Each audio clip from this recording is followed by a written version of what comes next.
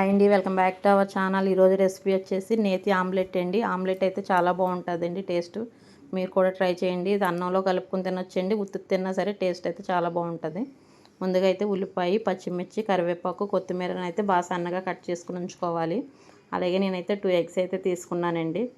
ముందుగా అయితే గిన్నె తీసుకొని కొన్ని ఉల్లిపాయ ముక్కలు, అలాగే పచ్చిమిర్చి, కరివేపాకు, కొత్తిమీర, గసగసాలు, జీలకర్ర, అలాగే ఎగ్స్ కూడా చితక్కొట్టుకుని వేసుకోవాలండి.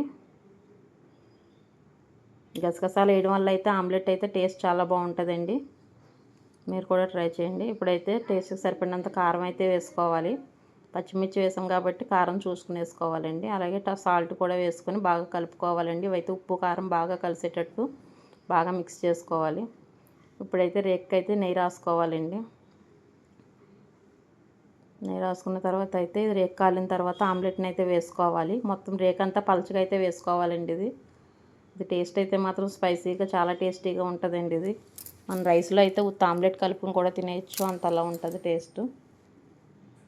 ఇదైతే రెండు వైపులా బాగా కాల్చుకోవాలి. మధ్య మధ్యలో కొంచెం నేతిని అయితే యాడ్ చేసుకోవాలండి. వేసుకుంటే ఆ నేతి ఆమ్లెట్ అయితే రెడీ అండి. మా వీడియో మీకు నచ్చినట్లయితే లైక్ చేయండి, షేర్ చేయండి, సబ్స్క్రైబ్ చేయండి. Thank you for watching video.